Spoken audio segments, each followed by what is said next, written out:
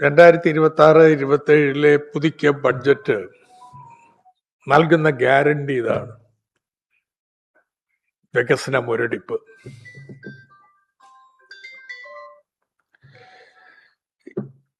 നീണ്ട ഒരു wish list ഉണ്ട് ഭാവിയിൽ ചെയ്യാൻ പോകുന്ന കാര്യങ്ങൾ. പക്ഷെ അതൊന്നും ചെയ്യാനുള്ള പണം ഈ ബഡ്ജറ്റിലില്ല. ബഡ്ജറ്റിലെ മൊത്തം ചെലവ് നേരത്തെ KN ബാലഗോപാല് അവതരിപ്പിച്ചത് അതില് 2.18 ലക്ഷം കോടി രൂപയാണ് മൊത്തം ചെലവ്. പുതുക്കിയ ബഡ്ജറ്റിൽ 2.05 ലക്ഷം കോടിയായി കുറഞ്ഞു. ഏതാണ്ട് ഒരു 13,000 കോടി രൂപ കുറഞ്ഞു. പുതിയ ബഡ്ജറ്റ് പ്രഖ്യാപനങ്ങള് വളരെ നീണ്ടതാ. പക്ഷെ അധിക ചെലവായിട്ട് ബഡ്ജറ്റ് പ്രസംഗത്തിന്റെ അവസാനം പറയുന്നത് 1080 കോടി രൂപയാണ്. 100 കോടിയേക്കാൾ കൂടുതൽ ചെലവാക്കുന്ന പുതിയ പ്രൊജക്ടുകൾ എടുത്താൽ അതിന്റെ തുക 1600 കോടി രൂപ വരും.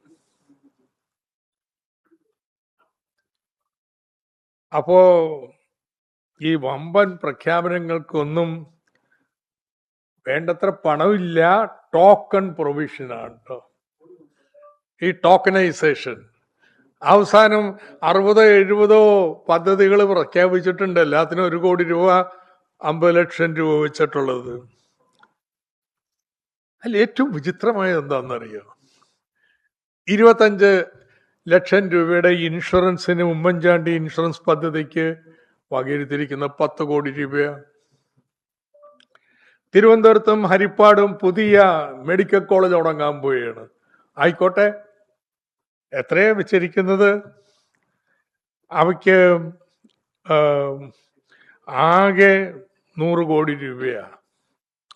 ഈ കോട്ടയത്ത് ഇപ്പോൾ ഉദ്ഘാടനം ചെയ്ത സ്പെഷ്യലിസ്റ്റ് ബ്ലോക്ക് ഇല്ലേ, അതിന് 375 കോടിയാ ചെലവ്.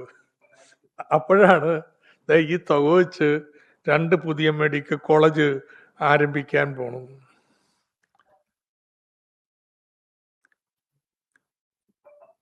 അപ്പോ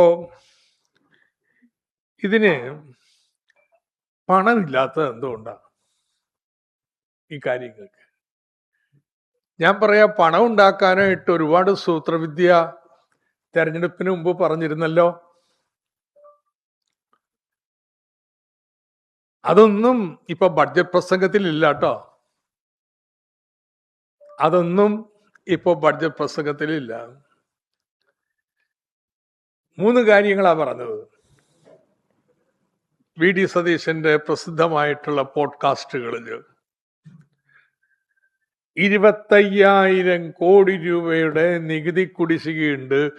അത് പിരിക്കുന്നതിൽ LDF വലിയ ഉപേക്ഷയാണ് കാണിച്ചിരിക്കുന്നത്. അത് പിരിച്ചാൽ പ്രശ്നം തീർന്നു എന്നുള്ളതാണ്. ഇപ്പൊ എത്രയാ കുടിശ്ശിക പിരിക്കാൻ ഉദ്ദേശിക്കുന്നത്? ഈ ഇനത്തിൽ ബാലഗോപാലന്റെ ബഡ്ജറ്റ് പറഞ്ഞതിനേക്കാൾ 1 പൈസ കൂടുതൽ പിരിക്കാൻ ഉദ്ദേശിക്കുന്നുണ്ടോ?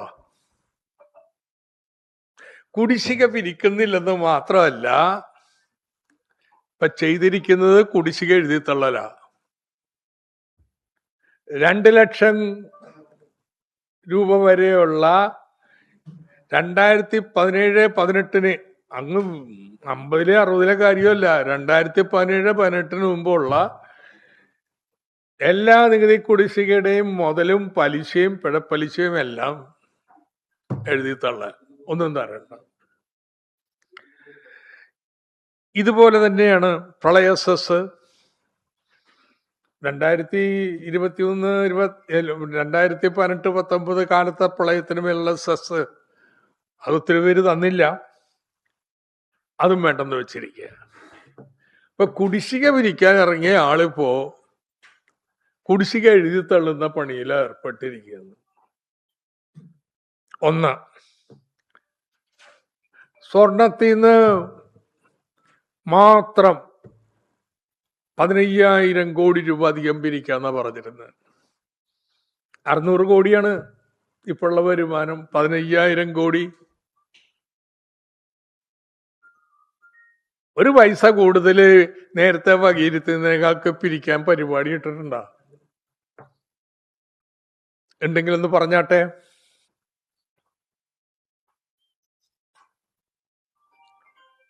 സംസ്ഥാനത്തിന് GST 2 തരത്തിലുള്ള നികുതിയാണ്. നമ്മുടെ നാട്ടിൽ നടക്കുന്ന കച്ചവടത്തിന്മേൽ ചുമത്തുന്ന SGST, അന്തർ സംസ്ഥാന വ്യാപാരത്തിന് മേൽ ചുമത്തുന്ന IGST. അതില് 25,000 കോടി രൂപ ചോർച്ചയുണ്ടായിട്ടുണ്ട്. അത് സർക്കാരിന്റെ പിടിപ്പേട് കൊണ്ടാണ് എന്നായിരുന്നു VD സതീശൻ ഉന്നയിച്ചിരുന്ന വലിയൊരു ആക്ഷേപം. ഈ ബഡ്ജറ്റ് പ്രസംഗം ഒന്ന് വായിച്ചു നോക്ക്. IGST കൂടുതൽ കാര്യക്ഷമമായിരിക്കാനായിട്ട് എന്തെങ്കിലും ഒരു വാചകം ഉണ്ടോ? ആകെ ഉള്ള എന്താ അറിയാമോ?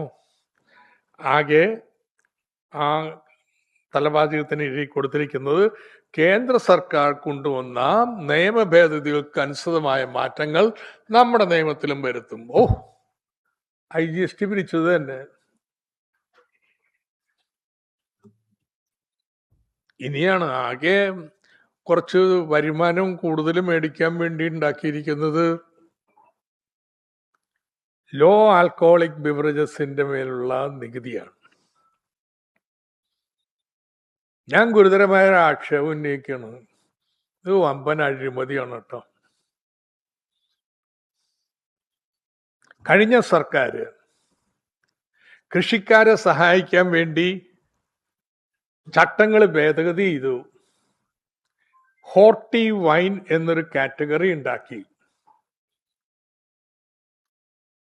ആ കേരളത്തിലെ കൃഷിക്കാര് വൈനും അല്ലെങ്കിൽ ബിയറൊന്നും അല്ലാതെ ഉത്പാദിപ്പിക്കുന്ന ബിവറേജസ്, അതിന് 86% നികുതി കൊടുത്താൽ മതി. 200-ഉം 200 നികുതിയൊന്നും വേണ്ട, 86% നികുതി കൊടുത്താൽ മതി. അപ്പൊ കൃഷിക്കാർക്കൊരു സഹായം എന്നുള്ള രീതിയിലാണ്. ഇപ്പൊ ലോ ആൽക്കഹോളിക് ബിവറേജസിന്റെ നിർവചനം എന്താ? വൈനും ബിയറും അല്ലാതെ ഉള്ള എല്ലാം 20% താഴെ വരുന്ന അതിൽ വരും. അപ്പൊ ഹോർട്ടി വൈനാണ് നമ്മൾ ഇളവ് കൊടുത്തത്. അന്ന് ബക്കാർഡി കമ്പനി കേരളത്തില് ഞങ്ങൾ ഉണ്ടാക്കുന്ന വൈനുകളും കാർഷികോൽപ്പന്നങ്ങളിൽ നിന്ന് അത് വീര്യം കുറഞ്ഞതാണെങ്കിൽ ഈ നികുതി നിരക്കിൽ 86% വിൽക്കാൻ അനുവദിക്കണം. കൊണ്ടുവരണമെങ്കിൽ, ഇമ്പോർട്ട് ചെയ്യണമെങ്കിൽ പെർമിഷൻ വേണം, ലൈസൻസ് വേണം. GST കമ്മീഷണർ പറഞ്ഞു ഹോർട്ടി വൈനേ ഉള്ളൂ, നിങ്ങൾ ഉണ്ടാക്കുന്ന മദ്യങ്ങളൊക്കെ അതിനേക്കാൾ കൂടുതൽ വീര്യമുള്ളതാണ്,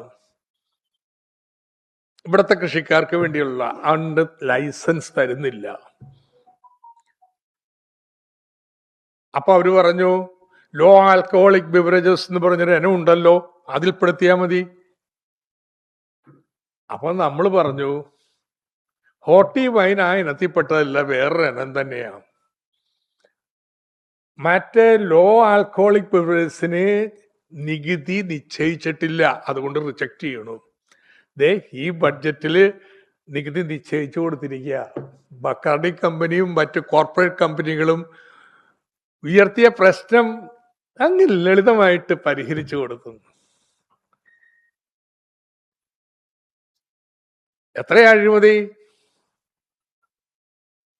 1,000 കോടിയുടെ മാർക്കറ്റിലൊക്കെ തുറന്നു കൊടുക്കുമ്പോ എത്രയായിരിക്കും അഴിമതി നിങ്ങൾ ആലോചിക്കാം. ഇതിങ്ങനെ പറയാൻ കാരണം എന്താ? ഈ ബഡ്ജറ്റ് പ്രസംഗത്തിലെ 309-ാം ഖണ്ഡികയിലാണ് ഈ നികുതി നിശ്ചയിച്ച കാര്യം പുതിയ പറയുന്നത്. 307-ാം ഖണ്ഡിക എടുത്ത് വായിക്കണം. കഴിഞ്ഞ സർക്കാർ ലോ ആൽക്കഹോളിക് ബിവറേജസ് എന്നൊരു പുതിയ ഇനം കൊണ്ടുവന്നു. അതിൽപ്പെട്ടിട്ടാണ് 86% കൊടുത്തതെന്ന് പറഞ്ഞിട്ടാണ് വെക്കുന്നത്. അത് ഹോർട്ടി വൈനാണ്. ഹോർട്ടി വൈൻ എന്നൊരു വാക്ക് ഈ ബഡ്ജറ്റ് പ്രസംഗത്തിലുണ്ടാ. ഈ പേര് പറഞ്ഞ് ലോ ആൽക്കോളിക് ബിവറേജസിനൊക്കെ രണ്ടായിട്ട് തിരിച്ച് 120% വിൽപ്പന നികുതി 10% താഴെയാണെങ്കിൽ, പിന്നെ 175% നികുതി 20% താഴെയാണെങ്കിൽ ഇത് അഴിമതി അല്ലെങ്കിൽ പിന്നെന്ത്? നേരെ വാ പരിപാടിയാണെങ്കിൽ ഈ 307 ഖണ്ഡികയുടെ ആവശ്യമുണ്ട്. അപ്പോ ഈ ഇളവ് കൊടുക്കുന്നത് കേരളത്തിലെ ജനങ്ങളൊക്കെ വീര്യം കുറഞ്ഞ മദ്യം കുടിച്ച് ശീലിപ്പിക്കാനല്ല. നികുതി ഇളവ് കൊടുത്ത് കേരളത്തിലെ കൃഷിക്കാരെ കൊണ്ട് ഏറ്റവും വീര്യം കുറഞ്ഞത് 15% എന്നല്ല ടാസാണ്, 10%, 5% താഴെ വരുന്ന ഒരു ഭക്ഷ്യപദാർത്ഥങ്ങൾ പ്രോസസ്സ് ചെയ്യുന്ന, ഫ്രൂട്ട്സ് ഒക്കെ പ്രോസസ്സ് ചെയ്യുന്ന, നമ്മുടെ ചക്കയായാലും മാങ്ങയായാലും ഒക്കെ ചെയ്യാവുന്നതാണ്. അങ്ങനെയുള്ള ഹോർട്ടി വൈൻസ് ഉണ്ടാക്കാൻ വേണ്ടി ഉണ്ടാക്കിയൊരു ചട്ട ഭേദഗതി കേരളത്തിലെ വീര്യം കുറഞ്ഞ മദ്യം, കോർപ്പറേറ്റ് മദ്യം ഒഴുക്കാനുള്ള ഉപായമായിട്ട് ഈ ബഡ്ജറ്റ് മാറ്റിയിരിക്കുകയാണ്.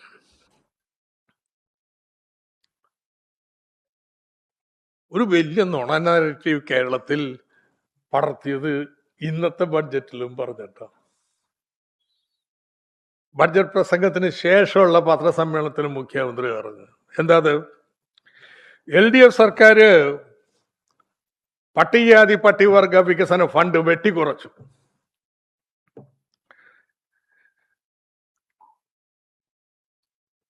ശരി, എങ്ങനെ?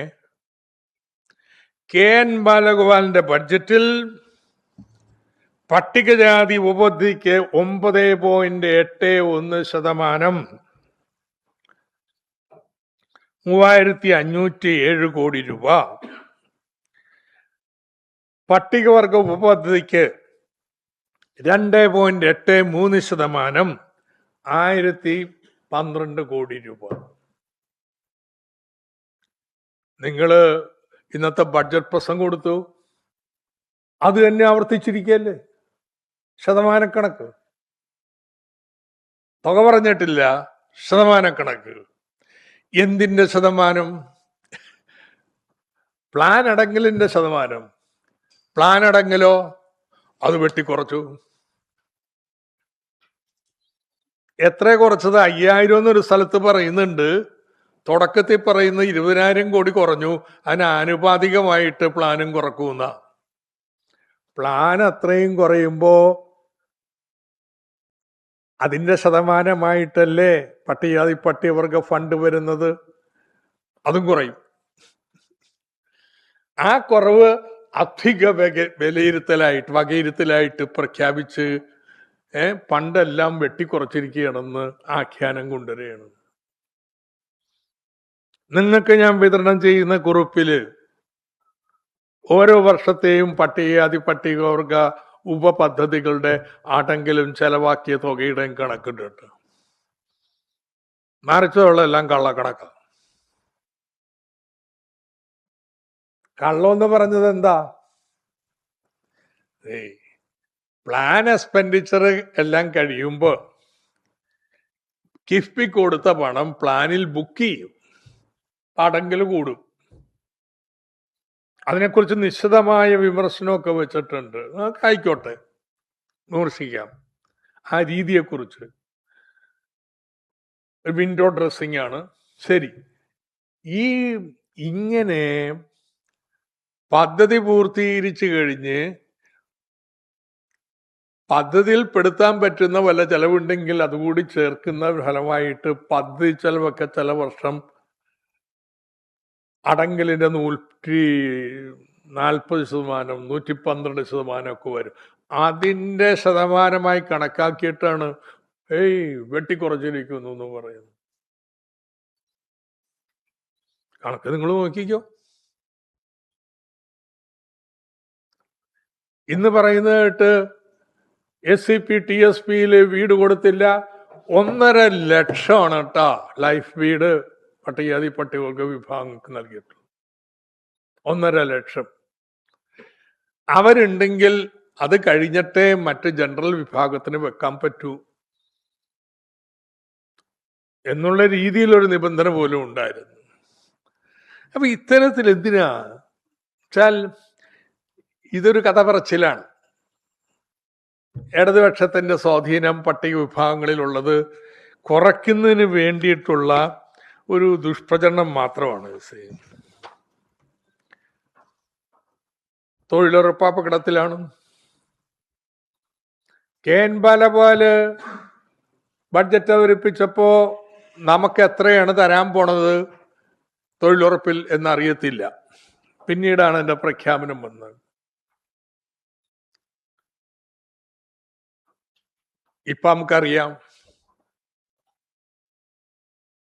കേന്ദ്രം തരുന്നത് 3500 കോടിയിൽ പരം രൂപ. അതിന്റെ 40% വരുമ്പോ 2222 കോടി വേണം. വകയിരുത്തിയിരിക്കുന്ന 1422 കോടിയാണ്. തൊഴിലുറപ്പ് പദ്ധതി അവതാളത്തിൽ തന്നെയാണ്. പലതിനും ഇങ്ങനെ തന്നെയാണ് കേട്ടോ. 800 കോടിയെങ്കിലും വേണ്ടേ സ്ത്രീകളുടെ യാത്രക്ക് പാതി, അല്ലെങ്കിൽ 700, 600 കോടിയാ. ഇതിന്റെ ഫലം എന്താ? എന്തെങ്കിലും കൊടുത്താ പോരട്ടാ. വണ്ടി ഓടണമെങ്കിൽ ഡീസൽ അടിക്കണം. അതിപ്പോ തന്നെ ലിമിറ്റില്ല. അതിനുള്ള ആവശ്യമായ പണം വകയിരുത്തിയിട്ടില്ലെങ്കിൽ കർണാടകയും തെലങ്കാനയും പോലെയല്ല, KSRTC കട്ടപ്പുറത്താവും. പക്ഷെ ഏറ്റവും നിരാശകരമായിട്ടുള്ളത് കിഫ്ബി സംബന്ധിച്ച് സൃഷ്ടിച്ചിട്ടുള്ള അനിശ്ചിതാവസ്ഥ. കിഫ്ബി നടപ്പാക്കിക്കൊണ്ടിരിക്കുന്ന ഇപ്പോ 42,000 കോടി രൂപയുടെ പ്രൊജക്റ്റുകളുണ്ട്. അവയുടെ ഭാവിയെക്കുറിച്ച് വലിയ ആശങ്ക സൃഷ്ടിച്ചിരിക്കുകയാണ്. ഒരു വ്യക്തമായ സമീപനം ഈ ബഡ്ജറ്റ് പ്രസംഗത്തിൽ ഉണ്ടാവുമെന്ന് കരുതി ഇല്ല.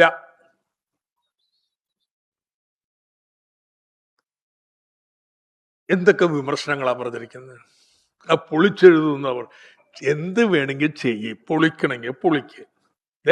നിയമം ഉണ്ടട്ടാ, നിയമസഭ പാസ്സാക്കിയത്, അത് ഭേദഗതി ചെയ്യണം. അല്ലെങ്കിൽ നിയമത്തിൽ അങ്ങനെ ഇരിക്കും, ഞങ്ങൾ പൊളിക്കാൻ പോണെന്ന് പറഞ്ഞാൽ നടക്കണ കാര്യമല്ല. എന്താ മുഖ്യമന്ത്രി ചെയ്തുകൊണ്ടിരിക്കണേ?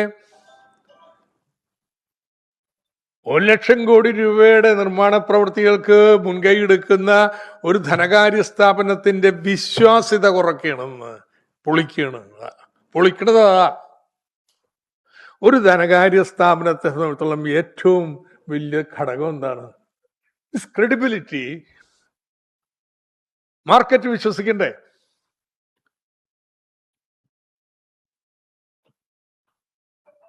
കിഫ്ബിയുടെ ഈ സർക്കാർ വന്ന ശേഷമാണ് അതിന്റെ എക്സിക്യൂട്ടീവ് കമ്മിറ്റി വാർഷിക ഫയലിങ്ങിന്, റിട്ടേൺസിനുള്ള അംഗീകരിക്കേണ്ടത്. ഞാൻ കേട്ടത് അത് മാറ്റിവെക്കാനായിട്ടായിരുന്നു ആദ്യാലോചന. ഒരു കമ്പനി റിട്ടേൺസ് സമർപ്പിച്ചില്ല, പിന്നെ കമ്പനി ബാക്കി ഉണ്ടാവുമെന്ന്. സെബിയുടെ നടപടി ഉണ്ടാവില്ലെന്ന്. സെബിയുടെ നടപടി നേടുന്ന ഒരു സ്ഥാപനത്തിന് പിന്നെ വായ്പ എവിടെ നിന്നെങ്കിലും കിട്ടുമോ? എന്തോ സൽബുദ്ധി തോന്നി, പിറ്റേന്ന് വീണ്ടും യോഗം ചേർന്ന് അംഗീകരിച്ചു. ആരൊക്കെ പറഞ്ഞു കൊടുക്കുന്നു. ഇപ്പൊ ഇത് ആലോചിച്ചുകൊണ്ടിരിക്കുക. ഉറപ്പിച്ചോളൂ കേട്ടോ, ഇപ്പൊ ഇനി കിഫ്ബി വായ്പ എടുക്കാൻ പോവുകയാണെങ്കിൽ 1% കൂടുതൽ കൊടുക്കേണ്ടി വരും. കേരള സർക്കാരിന് കിഫ്ബിയുടെ പലിശയൊക്കെ താഴ്ന്ന പലിശയ്ക്ക് കിട്ടുമെന്നൊക്കെ പറയുന്നതിൽ അർത്ഥമുണ്ടോന്ന്? അത് SLR ബോണ്ടാണെന്ന്, സർക്കാർ വാങ്ങുന്ന ബോണ്ടാണ്. ഇത് മാർക്കറ്റിൽ ഒരു ഫിനാൻഷ്യൽ സ്ഥാപനം വാങ്ങണ ബോണ്ട്. ഈ 2 പലിശ എങ്ങനെയാ താരതമ്യപ്പെടുത്തണേ?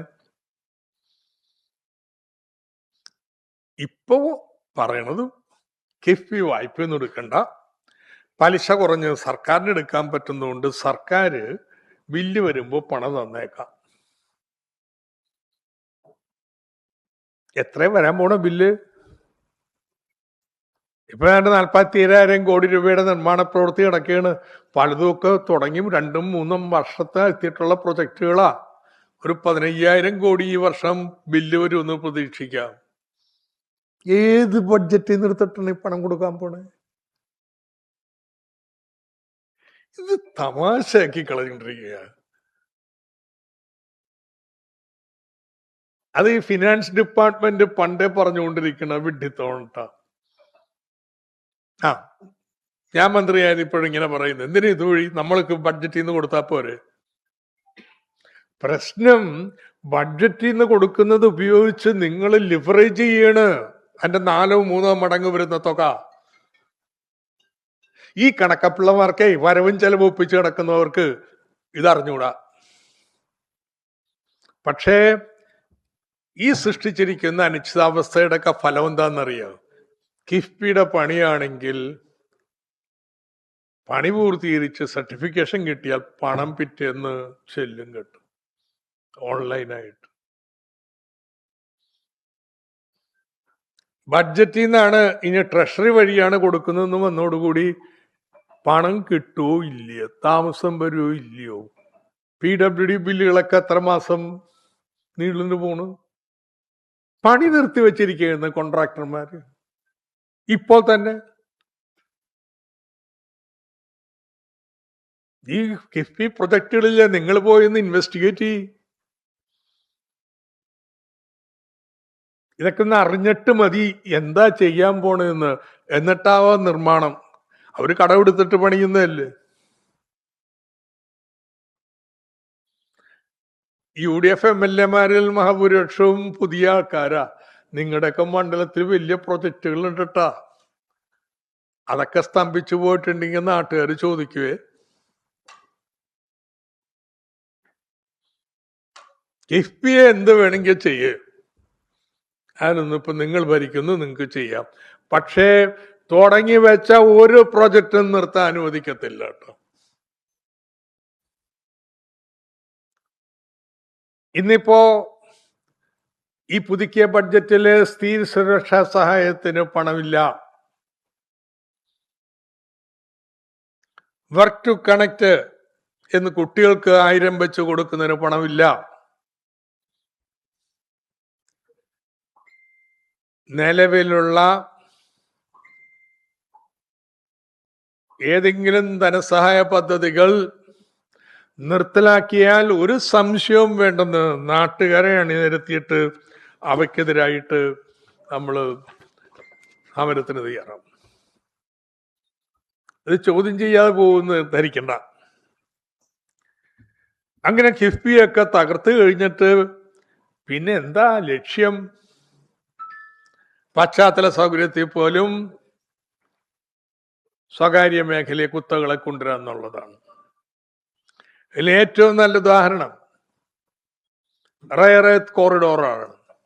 KMML കേന്ദ്രീകരിച്ച് നിലവിലുള്ള വിഴിഞ്ഞം പോർട്ടുമായി ബന്ധിപ്പിച്ചുകൊണ്ട് KMML-ന്റെ ഇന്നത്തെ ആ പൊതുമേഖലയാണ് മൊത്തം റെയർ എർത്തും ഖനനം ചെയ്യുന്നത്. അങ്ങനെ ഒരു കോറിഡോറിനെ കുറിച്ച് നമ്മൾ ചിന്തിക്കുമ്പോ മോറിയുടെ റെയർ എർത്ത് കോറിഡോർസ് ഉണ്ട്. അദാനിയും അതുപോലുള്ള വലിയ കുത്തകൾക്ക് എഴുതി കൊടുത്തിട്ടുള്ള കോറിഡോർ, അതിലേക്ക് നീങ്ങാനുള്ള തുടക്കോ?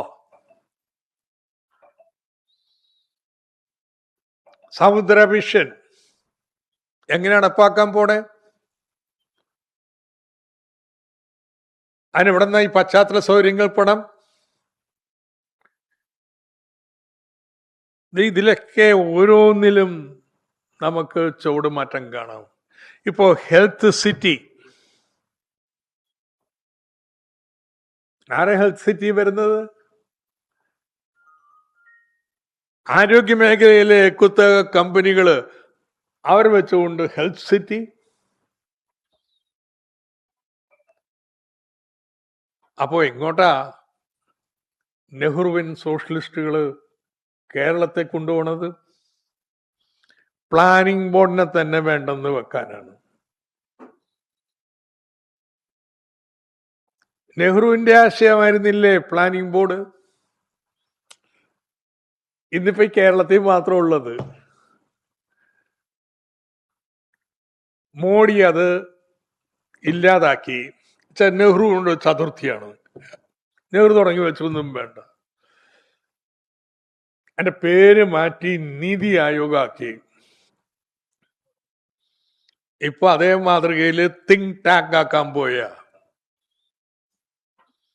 മോഡി പറഞ്ഞ അതേ വാക്കുകളും പ്രയോഗം ഉണ്ടോ? Think tank.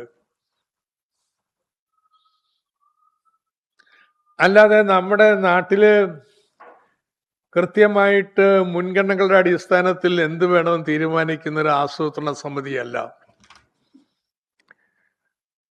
അങ്ങോട്ടാണ് ഈ നെഹ്റുവിൻ സോഷ്യലിസ്റ്റുകൾ കേരളത്തെ കൊണ്ടുപോയിക്കൊണ്ടിരിക്കുന്നത്. അതുകൊണ്ട് ഈ ബഡ്ജറ്റ് ഒരു സംശയവും വേണ്ട, കേരളത്തില് കഴിഞ്ഞൊരു 10 വർഷക്കാലത്തിനിടയിൽ ഉണ്ടായ അഭൂതപൂർവമായ വികസന മുന്നേറ്റം. ഇലക്ഷൻ തോറ്റ് കാണും, അതിന്റെ കാരണങ്ങളുണ്ട്.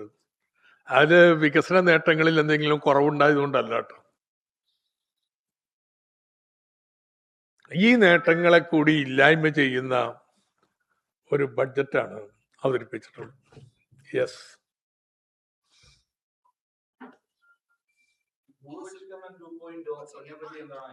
ഉറക്കെ പറയണേ. That's another thing. അത് മുഖ്യമന്ത്രി പറഞ്ഞിട്ടുണ്ടെന്നുള്ളത് കൊണ്ട്, അല്ല, മുൻ മുഖ്യമന്ത്രി പറഞ്ഞിട്ടുണ്ടെന്നുള്ളത് കൊണ്ട് ഞാൻ എടുത്തു പറയാറുന്ന,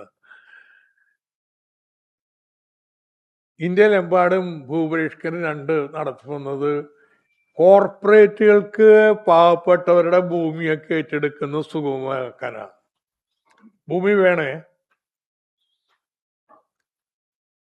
പക്ഷേ വികസനത്തിന് ഭൂമി വേണം. LDF തുറന്നത് എന്താ? ന്യായമായ വില, വളരെ ആകർഷകമായ വില കൊടുത്തിട്ടാണ് നമ്മുടെ ഇത് ഭൂമി കണ്ടെത്തിയത്. ഇനിയിപ്പോ അതിൽ ഭേദഗതി വരുത്തി ഭൂപരിഷ്കരണ നിയമത്തിന്റെ ഭൂപരിധി നിയമങ്ങൾ മാറ്റാം. ആളുകൾക്ക് ഭൂമി കൂടുതൽ മേടിച്ച് കൂട്ടുന്നതിന് ഉള്ള സഹായങ്ങൾ ചെയ്തു കൊടുക്കുക. ഇത്തരത്തിലുള്ള കോർപ്പറേറ്റ് ലക്ഷ്യം വെച്ചുകൊണ്ട് ഇന്ത്യയിലെ പല സംസ്ഥാനങ്ങളിലും, കോൺഗ്രസ് ഭരിക്കുന്ന സംസ്ഥാനങ്ങളിലും നടപ്പാക്കിയിട്ടുള്ള ഭൂപരിഷ്കരണം കേരളത്തിലും കൊണ്ടുവരാനാണ് ശ്രമിക്കുന്നത്. കേരളത്തിൽ SC/ST വിഭാഗങ്ങൾക്ക് അവരുടെ ഭൂമി അത് ലക്ഷ്യമാക്കി അതിന് മുൻഗണന നൽകിയിട്ടുള്ള മാറ്റങ്ങളാണ് വേണ്ടത്. മിച്ചഭൂമി കണ്ടെത്തി അവർക്ക് കൊടുക്കുക. ഇങ്ങനെയുള്ള കാര്യങ്ങൾക്ക് മുൻഗണന നൽകുന്നതിന് പകരം ഇപ്പോ ചിന്തിച്ചുകൊണ്ടിരിക്കുന്നത് ഇന്ത്യയിലെ മറ്റ് സംസ്ഥാനങ്ങളിൽ നടന്നുപോലുള്ള കോർപ്പറേറ്റ് ഭൂപരിഷ്കരണം.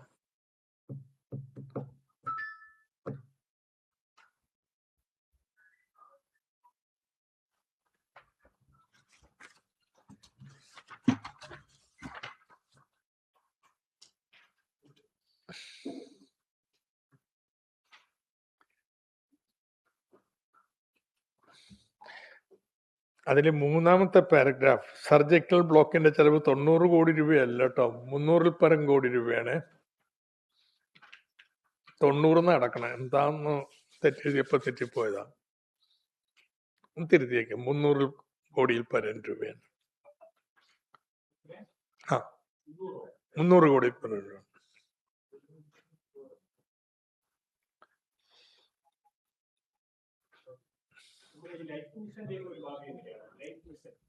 ലൈഫ് മിഷൻ അത് നിർത്തലാക്കും എന്നാണ് പറഞ്ഞിട്ടുള്ളത്. അതിൻ്റെ പുതിയ നിർദ്ദേശങ്ങൾ വരട്ടെ, അതിനോട് പ്രതികരിക്കും. പക്ഷേ കേരളത്തിൽ വളരെ കാര്യക്ഷമമായി നടന്നു വന്ന നേട്ടങ്ങൾ നല്ല രീതിയിൽ ഉറപ്പിച്ച ഒരു പാർപ്പിട പദ്ധതിയാണ്. അതിന്റെ നേട്ടങ്ങളും വളരെ വിസ്മയകരമാണ്. അപ്പോ അതിനെ മുന്നോട്ട് കൊണ്ടുപോക എന്നൊരു സമീപനം, അതിന് പകരം ഈ പേര് മാറ്റലാണെങ്കിൽ പേര് മാറ്റിക്കോന്ന് ഈ സമീപനം നിലനിർത്തുക. കാരണം അത് ഫലപ്രദമാണെന്ന് കണ്ടതല്ലേ.